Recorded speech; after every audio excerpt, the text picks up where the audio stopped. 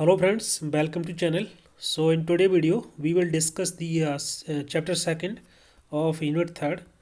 Unit third जो है social work with individuals and group, व्यक्तियों और समूहों के साथ समाज कार्य, इसका जो चैप्टर सेकंड है उसको डिस्कस करेंगे आज. Chapter second approaches to social case work practice.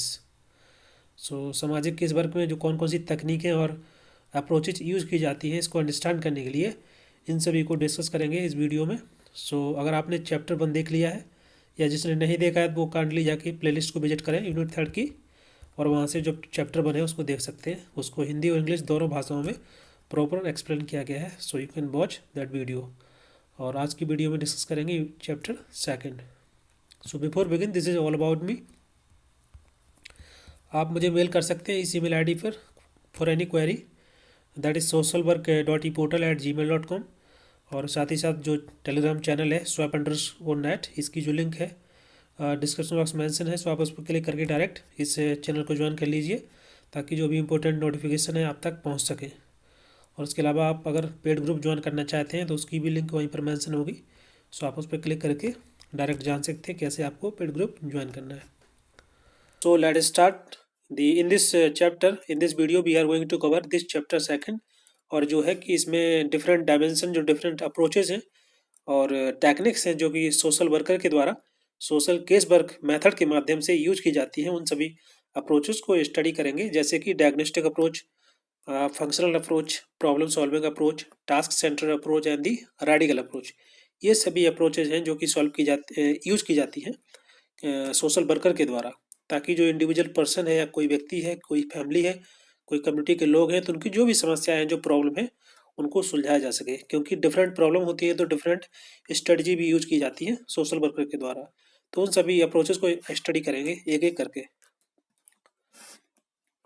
Social case work is a method, जो जैसे मैंने बताया था प्रीवियस लेक्चर में कि सोशल केस वर्क जो कि सोशल वर्कर के द्वारा एक मेथड है जो कि यूज किया जाता है ताकि जो डिफरेंट जो सोशल सर्विसेज हैं वो प्रोवाइड किया जा सके उन सभी लोगों को जिनको उनकी ज़रूरत है. जैसे कि एक पर्सन मेंटली एबनॉर्मल है तो उसकी मदद करने के लिए social worker social case work का यूज करेगा, या किसी की सामाजिक आर्थिक स्थिति ठीक नहीं है तो उसके लिए, या फिर कोई फिजिकली हैंडीकैप्ड है, इस प्रकार की जो समस्याएं होती हैं तो ये जो प्रॉब्लम को सॉल्व करने के लिए social worker social case work का यूज करता है, और उसके साथ साथ डिफरेंट स्ट्रेटजी और अप्रोच का यूज करता है उनकी समस्याओं को खत्म करने के लिए. जैसे ये सभी अप्रोचेज यूज की जाती हैं सोशल वर्कर के द्वारा.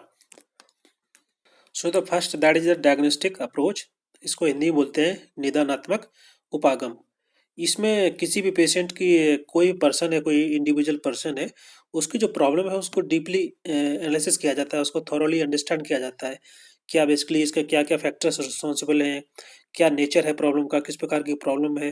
तो डीपली बोल सकते हैं इसको, काफ़ी गहराई से उसको अंडरस्टैंड करना, उसका एनालिसिस करना, असेसमेंट करना, फिर इसका सोल्यूशन देना. सो ये सोशल वर्कर के द्वारा ये जो सोशल केस वर्क मेथड में इस अप्रोच का यूज किया जाता है. और ये जो पास्ट किसी भी पेशेंट या किसी भी इंडिविजुअल पर्सन है उसका पास्ट कैसा है उसको भी अंडरस्टैंड किया जाता है, उसकी भी स्टडी की जाती है. सो यहाँ पर मैंने बात की पास्ट की, बिकॉज जो नेक्स्ट अप्रोच पढ़ेंगे हम फंक्शनल अप्रोच, उसमें बात की जाएगी प्रेजेंट की, इसलिए मैंने अभी यहाँ पर आपको हाईलाइट कर दिया है. सो अगर बात करें इसकी तो इसमें डिफरेंट थिंकर हैं, स्कॉलर्स हैं, उनका कंट्रीब्यूशन रहा है इसके डेवलपमेंट में. जैसे कि गॉर्डन हैमिल्टन है, बैट्सलेल भी है, और इसके साथ साथ जो मोस्ट इम्पोर्टेंट है वो कि मैरी रिचमंड के द्वारा एक बुक लिखी गई थी सोशल केस वर्क में, सोशल डायग्नोसिस, जो कि 1917 में लिखी गई थी. मोस्ट इंपॉर्टेंट एग्जाम में कई बार पूछा गया है, तो इसको आप अच्छे से याद कीजिए. और एग्जाम में अगर पूछा जाता है कि कौन कौन से प्रोमिनिएंट स्कॉलर हैं जिन्होंने वर्क किया है इस डायग्नोस्टिक अप्रोच में, तो उनका नाम आपको यहाँ से देख लेना है. इसको थोड़ा एक बार पढ़ लीजिएगा तो याद रहेगा आपको एग्जाम में. सो इसके कुछ प्रोसेस होते हैं डायग्नोस्टिक अप्रोच के, जैसे मैंने बताया कि इसमें काफ़ी प्रोसेस, जैसे कि डेटा कलेक्ट करना. डेटा कलेक्ट कहाँ से करेंगे?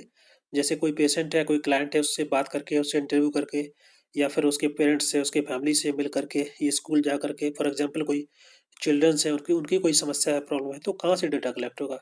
स्कूल से, कॉलेज से, डिफरेंट एजेंसी के द्वारा, या कोई पुराना रिकॉर्ड है उसको, उसके माध्यम से डेटा कलेक्ट करना. उसके बाद फिर उसकी डीप स्टडी करना, उसकी जो प्रॉब्लम है उसको आइडेंटिफाई करना, उसका बेसिकली एरिया किस प्रकार, क्या एरिया है, कहाँ कहाँ जो प्रॉब्लम कहाँ से अराइज हुई है, तो उसको अंडरस्टैंड करना है. उसके बाद आता है आपका असेसमेंट करना, असेसमेंट का मतलब होता है कि जो जब आप पूरा डेटा कलेक्ट कर लेंगे, अंडरस्टैंड कर लेंगे, तो प्रॉब्लम का नेचर किस प्रकार का है, किस प्रकार का स्वभाव है, जैसे कि कौन कौन से फैक्टर रिस्पॉन्सिबल हैं उसके लिए, प्रॉब्लम के लिए, जैसे कि physical illness, psychological, social, economically, सामाजिक आर्थिक रूप से जो लोग परेशान हैं, क्या उनकी कौन कौन सी समस्याएं हैं, या कोई मेंटली एबनॉर्मल है तो उसकी क्या क्या फैक्टर रिस्पॉन्सिबल हैं। ये तो डिफरेंट टाइप के जो रिस्पॉन्सिबिलिटी मतलब प्रॉब्लम के जो फैक्टर होते हैं उनको अंडरस्टैंड करना और नेचर को अंडरस्टैंड करना प्रॉब्लम को। लास्ट आता है डायग्नोसिस करना। जब एक बार आपके पास डेटा हो जाएगा कलेक्ट, आप अंडरस्टैंड कर पाएंगे कि प्रॉब्लम का नेचर कैसा है, उसका कौन कौन से फैक्टर रिस्पॉन्सिबल हैं, देन आप उसको अंडरस्टैंड करेंगे और बेस्ट जो सोल्यूशन होता है प्रॉब्लम के लिए, आप वो बेस्ट सोल्यूशन देंगे और उस सोल्यूशन के माध्यम से जो क्लाइंट है उसकी जो प्रॉब्लम है उसको सॉल्व करने की कोशिश करेंगे। तो ये था आपका diagnostic approach. Now the second approach that is functional approach, इसको बोलते हैं प्रक्रियात्मक उपागम। सो यहाँ पर डिफरेंट स्कॉलर के द्वारा इस पर भी काम काम किया गया, डिफरेंट वर्क किया गया, जैसे कि देख सकते हैं जैसे टॉप के द्वारा, वर्जीनिया रॉबिन्सन, कैनिथ फ्रोवेंदी, रोथस्ले, इनके द्वारा भी काम किया गया इस पर, इस अप्रोच पर। सो अगर एग्जाम में पूछा जाता है और नाम दिए जाते हैं आपको चार कि इसमें से जो इम्पोर्टेंट रोल प्ले करते हैं फंक्शनल अप्रोच में, उनके नाम बताइए, आपको चार ऑप्शन दिए जाएंगे, तो इस पर आप एक बार पढ़ लीजिएगा जस्ट। और इसके अलावा ये जो अप्रोच है इसको डेवलप किया गया था पेलेंसिनिबली स्कूल ऑफ सोशल वर्क में 1930 में, और इसका जो मेन फोकस होता है एक रिलेशनशिप पर, जो सोशल वर्कर है क्लाइंट है उसके बीच में अच्छा एक रिश्ता होता है, और कम समय में, एक पूर्ण समय में उसको पूरा किया जाता है। इस फंक्शनल अप्रोच के माध्यम से प्रॉब्लम को सॉल्व किया जाता है। And the use of agency, जो सोशल वर्कर है उनकी एजेंसी के द्वारा डिफरेंट सोशल सर्विस दी जाती है, उसके माध्यम से प्रॉब्लम को सॉल्व किया जाता है। सो मैंने बताया कि जैसे पहले वाली जो अप्रोच थी डायग्नोस्टिक अप्रोच, जो फोकस थी किस पर, कि जो उसके पास्ट इवेंट है उसको एनालिसिस करना, अंडरस्टैंड करना, उसको एनालाइज करना, डेटा कलेक्ट करना, फिर उसके जो प्रॉब्लम है उसको सॉल्व करने की कोशिश करना। सो ये जो अप्रोच है बेसिकली बेस्ड है personality theory of Otto Rank. Otto Rank के द्वारा ही फंक्शनल थ्योरी को डेवलप किया गया है, पिछली बार एग्जाम में पूछा भी गया था। सो आप इसको हमेशा याद रखना, जितना भी इसमें रेड मार्क है, रेड कलर से जो लिखा हुआ है उसको आप अच्छे से पढ़ लिया करिए, मोस्ट इंपॉर्टेंट होता है। और ये जो अप्रोच है इसमें सोशल जो डिफरेंट एजेंसी होती है उनके द्वारा डिफरेंट सोशल सर्विस के माध्यम से हेल्प की जाती है पेशेंट की, क्लाइंट की, जो भी पर्सन है उसकी। और उसमें क्लाइंट की जो प्रेजेंट सिचुएशन होती है उस पर फोकस किया जाता है। प्रेजेंट सिचुएशन पे फोकस करते हुए क्लाइंट की जो कैपेसिटी है, उसकी जो इनेट क्वालिटी होती है, इनेट स्ट्रेंथ होती है, कैपेसिटी होती है, उस पर जोर दिया जाता है, फोकस किया जाता है, ताकि वो खुद ही अपनी समस्या को सुलझा पाए डिफरेंट वर्क के माध्यम से, डिफरेंट फंक्शन के माध्यम से। इसलिए इसका नाम रखा गया है functional approach. So I hope आपको समझ में आ गया होगा। सो ये फोकस करती है किस पर, प्रेजेंट पर, प्रेजेंट कंडीशन पे फोकस करती है, और पर्सन की कैपेबिलिटी पर, उसकी स्ट्रेंथ पर, उसकी इनेट एनर्जी पर, ताकि वो खुद ही अपनी समस्या सुलझा पाए। और ऊपर वाली जो अप्रोच थी जिसका नाम था डायग्नोस्टिक अप्रोच, उसमें क्या था कि जो उसके पास्ट इवेंट घटे हुए हैं उसके, उसको उनको उनको उनको अंडरस्टैंड करना, डिफरेंट इंटरव्यू के माध्यम से बातचीत करके उसके बाद उसको एनालाइज करना, और फिर न एक उसका सोल्यूशन निकालना। तो ये जो इन दोनों अप्रोच में आपको अंतर पता चल गया, डिफरेंस पता चल गया क्या है। अब देखते हैं next. Now the next approach that is problem solving approach, इसको हिंदी में बोलते हैं समस्या समाधान उपागम। सो ये जो अप्रोच है बेसिकली अगर बात करें सोशल केस वर्क की, जो कि बेस्ड है हैरिस पर्लमैन की जो फेमस प्रॉब्लम सॉल्विंग मॉडल था उसी पर आधारित है। सो उसी की जो चार एलिमेंट थे उनकी थ्योरी के, उनकी अप्रोच के, उनको अंडरस्टैंड करते हैं। जैसे कि पहला approach that is recognition and formulation of the problem, जो भी समस्या है उसको पहचानना, फिर उसको फॉर्मुलेट करना, उसको तैयार करना, प्रॉब्लम को समझना। Then the gather the fact that will be lead to the solutions, data को कलेक्ट करना, इकट्ठा करना, ताकि जो समाधान है उस तक पहुंचा जा सके। Then testing each proposed solutions, वो जो भी प्रपोज सॉल्यूशन है, जो भी डिफरेंट अल्टरनेटिव सॉल्यूशन दिए गए हैं समाधान के लिए, उनको टेस्ट करना, और जो बेस्ट जो रिजल्ट जिससे आ सकता है, बेस्ट अल्टरनेटिव सॉल्यूशन, उसको इम्प्लीमेंट कर देना। And deciding upon the course of action, उसके दौरान उसका निर्णय करना कि कौन सा जो सोल्यूशन है that will be best for the problem. So ये कुछ अप्रोचेस हैं जो कि हैरिस पर्लमैन के द्वारा, जो उनका फेमस प्रॉब्लम सॉल्विंग मॉडल है उसी पर आधारित अप्रोच है, जो कि सोशल वर्कर के द्वारा सोशल केस वर्क मेथड में यूज किया जाता है। सो इनकी जो अप्रोच थी उसको देखते हैं क्या क्या है। सो पर्लमैन आउटलाइन करते हैं कि जो सोशल केस वर्कर हैं उनको सबसे पहले क्लाइंट की जो प्रॉब्लम है उसको रिकोगनाइज करनी चाहिए। देन उसके बाद उनको जो भी डिफरेंट फैक्टर्स होते हैं, फैक्ट्स होते हैं, समस्या को लेकर के उनको फाइंड करना, उनको निकालना, उनको खोजना एंड देन उसके बाद जो भी क्लाइंट की प्रॉब्लम है उसको कंप्रिहेंसिवली अंडरस्टैंड करना और उसके बाद सोशल केस वर्कर के द्वारा डिफरेंट सॉल्यूशंस जो है उसको अप्लाई कर देना ताकि जो समस्या है वो ठीक हो सके। And now testing these solutions is necessary so that उसके बाद जो भी जो सॉल्यूशंस अल्टरनेटिव सॉल्यूशन दिए गए हैं प्रॉब्लम को सॉल्व करने के लिए उनको टेस्ट करना ताकि उनके अंदर जो फ्लॉ होगा, जो खामियां होंगी उनको दूर किया जा सके और जो सॉल्यूशंस है उसका भी प्रपोज किया जा सके उसको। और उसके बाद फिर लास्ट में course of action that should be initiated, मतलब जो प्रॉब्लम है उसको सुलझाने के लिए समाधान का जो परीक्षण किया जाना चाहिए और उसके बाद जो फाइनल स्टेज जो होती है उसको बोलते हैं that is going to be desire result. उसके बाद ही वांछित जो परिणाम है वो निकल के आता है। तो ये बेसिकली प्रॉब्लम को सॉल्व करने के तरीके हैं जो कि पार्लियामेंट के द्वारा दिए गए थे, वही यहाँ पर मेंशन है। सो आपको जस्ट इसमें याद करने के लिए इतना है, देखो कि ये जो प्रॉब्लम सॉल्विंग अप्रोच है किस पर बेस्ड है, किसके अप्रोच पर बेस्ड है, तो वो है HP, मतलब पार्लियामेंट की जो प्रॉब्लम सॉल्विंग मेथड थे उसी पर बेस्ड है। जो आपको एग्जाम में अगर पूछा जाएगा तो यही पूछा जाएगा कि उनकी पार्लियामेंट की जो सॉल्विंग मॉडल था कौन सा था और क्या क्या स्टेप है। तो ये 4 स्टेप हैं, आपको ये याद रखना है कि समस्या को रिकॉग्नाइज करना, डेटा को कलेक्ट करना, उसके बाद टेस्ट करना, देन उसको कोर्स ऑफ एक्शन को डिसाइड करना। तो ये कुछ ऐसे आपको याद करना है। अब नेक्स्ट से जो अप्रोच है that is task centred approach, इसको TC मॉडल बोला जाता है। This is also known as the TC model और हिंदी में इसको बोलते हैं नियत कार्य केंद्रित उपागम। नियत कार्य मतलब एक बेसिकली एक काम है, एक टास्क है, उसको केंद्रित करना है और उसको सोल्यूशन निकालना है डिफरेंट अप्रोच के माध्यम से। जो अप्रोच है बेसिकली टास्क सेंटर्ड अप्रोच है जो कि सोशल वर्कर के द्वारा यूज की जाती है। और ये जो अप्रोच है जो कि डेवलप हुई थी यूनिवर्सिटी ऑफ शिकागो में इन 1970 और design to solve the specific psycho social problem. जो भी पर्सन इंडिविजुअल पर्सन की या फैमिली में जो साइको सोशल प्रॉब्लम होती हैं, मनोसामाजिक समस्याएं जो होती हैं, उनको हल करने के लिए इस अप्रोच को डिजाइन किया गया था। इसको TC मॉडल भी बोला जाता है शॉर्ट फॉर्म में। सो अगर एग्जाम में TC मॉडल आ जाता है आपको, तो आपको ये भूलना नहीं है कि ये बेसिकली यही टास्क सेंटर अप्रोच है जिसको हिंदी में नियत कार्य केंद्रित उपागम बोलते हैं। सो इस मेथड के माध्यम से, ये शॉर्ट टर्म मेथड है, मतलब कम समय लगता है इसको, इसके माध्यम से जो समस्या है उसको सॉल्व करने के लिए, इसलिए इस मेथड को डेवलप किया गया था। क्योंकि इसके पहले जो भी अप्रोच हम लोग पढ़े हैं उसमें समय बहुत लगता था, उसमें डिफरेंट स्टेजेस हैं, उनको पूरा करते काफ़ी टाइम लग जाता था। सो इसलिए ये जो है ये जो अप्रोच है इसको डेवलप किया गया कि कम समय में प्रॉब्लम को सॉल्व किया जाए। और इसमें मेन फोकस किया जाता है कि जो पेशेंट है, जो क्लाइंट है, उसकी सेल्फ डिटर्मिनेशन पे, कि उसको अधिकार होना चाहिए कि अपनी जो समस्या है उसको सुलझाने के लिए जो भी अल्टरनेटिव दिए गए हैं, जो भी टास्क दिए गए हैं, उसको उस पर काम करना और अपनी समस्या को सुलझाना। सो इसमें बेसिकली पेशेंट को डिफरेंट छोटे छोटे टास्क दिए जाते हैं ताकि उनको वो छोटे छोटे टास्क को पूरा करेगा और जो उसकी बड़ी समस्या है वो धीरे धीरे सॉल्व हो जाएगी।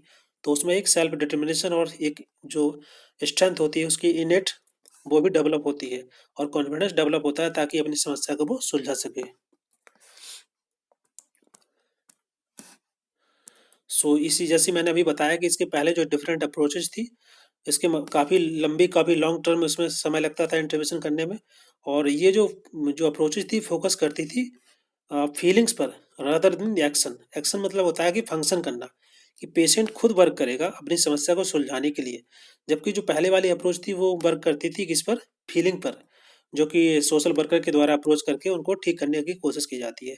बट ये टास्क सेंटर्ड जो अप्रोच है ये फोकस करती है एक्शन पर, कि पेशेंट ही अपनी समस्या का सोल्यूशन निकालेगा। उसको उसकी जो इनर स्ट्रेंथ है उसको बढ़ा बढ़ा करके और कम समय में इसके सोशल वर्कर के इंटरवेंशन के माध्यम से ये जो प्रॉब्लम है उसको सॉल्व किया जा सकता है।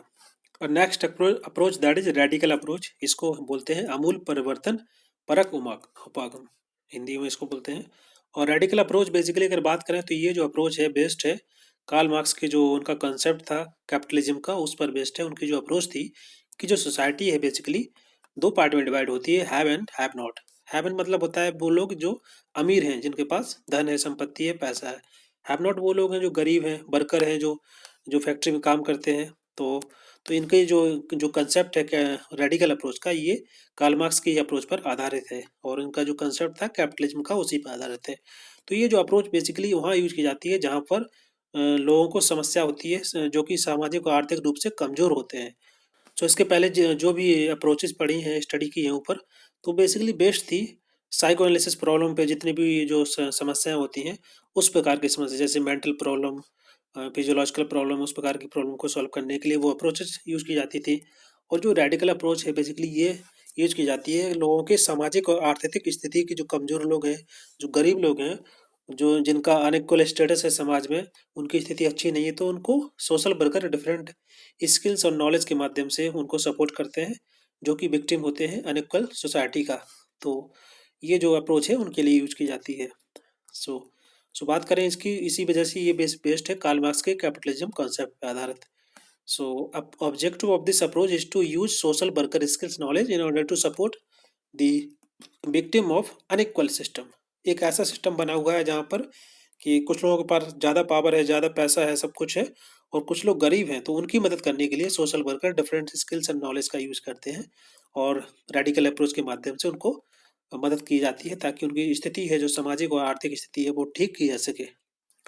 और इसमें जो भी फैक्टर्स इन्वॉल्व होती हैं, सोशियो इकोनॉमिक फैक्टर्स, उनको अंडरस्टैंड किया जाता है, उनको एनालाइज किया जाता है और उसको डिटरमाइन करके फिर जो प्रॉब्लम है, जिनकी वजह से जो प्रॉब्लम क्रिएट हो रही है, उनको सॉल्व करने की कोशिश की जाती है। सो अगर बात करें रेडिकल अप्रोच की, इसका जो मेन ऑब्जेक्टिव होता है, मेन फोकस होता है किस पर? Protecting from the individual person against the operation. Operation किसके द्वारा किया जा रहा है? By the more powerful individuals, group और द स्ट्रक्चर। जो समाज का स्ट्रक्चर बना हुआ है कि जहाँ पर जो अमीर लोग हैं वो हमेशा ही जो गरीब लोग उनको दबाते हैं। तो ये जो स्ट्रक्चर बना हुआ है, ऑपरेशन जो हो रहा है उनके द्वारा, तो उनको रोकने के लिए उस ये जो अप्रोच है यूज की जाती है, जो उत्पीड़न के खिलाफ में जो व्यक्ति की जो रक्षा है उनको करने के लिए ये स्टडी इस अप्रोच का यूज किया जाता है। सो आई होप आपको समझ में आ गया होगा सभी के सभी अप्रोच, जो भी अप्रोचेज अभी स्टडी की है। 4 रेडिकल अप्रोच जो कि यूज की जाती है आपका सोशियो इकोनॉमिक कंडीशन को ठीक करने के लिए। और इसके पहले जो थी that is task central approach. वो फिर फोकस होती है कि डिफरेंट टास्क, छोटे छोटे टास्क दिए जाते हैं पेशेंट को और उनकी इनेट स्ट्रेंथ के माध्यम से ये जो अप्रोच की यूज किया जाता है और उनकी जो प्रॉब्लम है उनको सॉल्व किया जाता है एक फिक्स टाइम में। और नेक्स्ट है, इसके पहले जो पढ़ी थी वही प्रॉब्लम सॉल्विंग अप्रोच, जिसमें डिफरेंट स्टेप्स होते हैं, इन्वॉल्व होते हैं उन सभी को प्रॉब्लम को सॉल्व करने के लिए। पहले प्रॉब्लम को समझना, अंडरस्टैंड करना, एनालाइज करना और डिफरेंट सॉल्यूशन के माध्यम से, अल्टरनेटिव सॉल्यूशन के माध्यम से प्रॉब्लम को सॉल्व करना। और उसके पहले पढ़ी थी फंक्शनल अप्रोच, जिसमें फंक्शन मतलब होता है कि वर्क, जो पुराने जो पास्ट इवेंट थे उन पर फोकस ना करके जो प्रेजेंट है उनकी सिचुएशन है उस पर फोकस करके उसको सोल्यूशन प्रोवाइड कराना। और जो सबसे पहले अप्रोच पड़ी थी दैट इज डायग्नोस्टिक अप्रोच। सो इसका मेन फोकस था कि जो पास्ट के इवेंट है उसकी स्टडी करना, फिर उसकी जो प्रेजेंट सिचुएशन है उस पर वर्क करना और उसके फ्यूचर को ठीक करना। तो ये कुछ अप्रोचेस थी जो कि सोशल वर्कर के द्वारा सोशल केस वर्क जो मेथड है उसमें यूज किया जाता है। सो ये सभी सभी आज का जो यहाँ से आप देख सकते हैं इस चैप्टर में ये सभी के सभी चीज़ें हम लोग डिस्कस कर चुके हैं। सो जो चैप्टर सेकंड है वो यहाँ पर खत्म होता है और नेक्स्ट वीडियो में हम लोग डिस्कस करेंगे chapter 3 of this unit. So do like, share and subscribe और कमेंट करके आपको बताइए कि वीडियो आपको कैसा लगा। एंड अपने दोस्तों के साथ शेयर कर सकते हैं अगर आपको वीडियो अच्छा लगा। Thank you very much for discussion for today.